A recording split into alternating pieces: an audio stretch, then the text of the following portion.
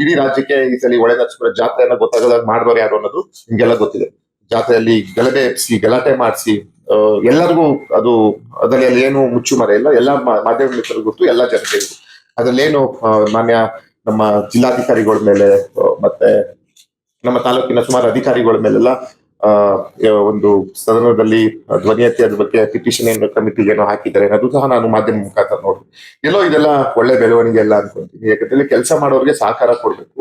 ಯಾಕಂದ್ರೆ ಅವರು ಆಡಳಿತ ಪಕ್ಷದಲ್ಲೂ ಕೆಲಸ ಮಾಡಿದ್ದಾರೆ, ವಿರೋಧ ಪಕ್ಷ ಇದ್ದಾಗಲೂ ಕೆಲಸ ಮಾಡಿದ್ದಾರೆ. ಸಹಕಾರ ಕೊಡ್ಬೇಕಾಗಿತ್ತು. ಅವರು ಎಲ್ಲೋ ಇದನ್ನ ಮರೆತು ಅಧಿಕಾರಿಗಳಿಗೆ ತೊಂದರೆ ಕೊಡುವಂತ ಕೆಲಸಕ್ಕೆ ಅವರು ಇಳಿದಿದ್ದಾರೆ. ಜನರ ಅಭಿವೃದ್ಧಿ ಬಗ್ಗೆ ಕಾಳಜಿ ಕಡಿಮೆ ಆಗಿದೆ, ಜನರ ಬಗ್ಗೆ ಕಾಳಜಿ ಎಲ್ಲೂ ಕಡಿಮೆ ಆಗಿದೆ ಅವ್ರಿಗೆ. ಅವ್ರಿಗೆ ಅಧಿಕಾರಿಗಳಿಗೆ ತೊಂದರೆ ಕೊಡುವುದು ಇಲ್ಲ, ಯಾರು ಬೆಳ್ಕೊಂಡ್ಬಿಡ್ತಾರೆ, ಯಾರು ಒಳ್ಳೇದಾಗ್ತದೆ, ಇವರಿಂದ ಸಮಾಜಕ್ಕೆ ಒಳ್ಳೇದಾಗ್ತದೆ ಅನ್ನೋದನ್ನ ಟಾರ್ಗೆಟ್ ಮಾಡುವಂತ ಕೆಲಸವನ್ನ ಮಾಡ್ತಾ ಇದ್ರೆ, ಇದನ್ನ ಮಾಧ್ಯಮ ಮುಖಾಂತರ ಮನವಿಯನ್ನ ಮಾಡ್ತೀನಿ. ಇದು ಇಲ್ಲಿಗೆ ನಿಲ್ಲಿಸ್ಲಿ. ನಾವು ಅವ್ರಿಗೆ ಸಹಕಾರ ಕೊಡ್ತೀವಿ, ಅವರು ನಮ್ಗೆ ಸಹಕಾರ ಕೊಡ್ಲಿ.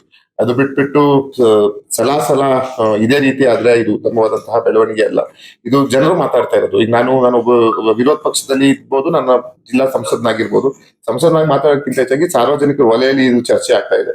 ಇದನ್ನ ಅವ್ರು ಅರ್ಥಕೊಂಡು ತಿದ್ಕೊಂಡ್ರೆ ಒಳ್ಳೇದು. ಮುಂದಿನ ದಿನಗಳಿಲ್ಲ ಅಂದ್ರೆ ಜನ ಸೂಕ್ಷ್ಮವಾಗಿ, ನಮ್ಮ ಜಿಲ್ಲೆಯ ಜನ, ನಮ್ಮ ಕ್ಷೇತ್ರದ ಜನ ತುಂಬಾ ಪ್ರಜ್ಞಾವಂತ ಮತದಾರರು ನಮ್ಮ ಜಿಲ್ಲೆಯವರು. ತುಂಬಾ ಹತ್ರದಿಂದ ಸೂಕ್ಷ್ಮವಾಗಿ ಗಮನಿಸ್ತಾ ಇದ್ದಾರೆ. ಮುಂದಿನ ದಿನಗಳಲ್ಲಿ ಅದನ್ನ ಏನ್ ಮಾಡ್ಬೋದು ಮಾಡುವಂತ ಕೆಲಸವನ್ನ ಅವ್ರು ಮಾಡ್ತಾರೆ.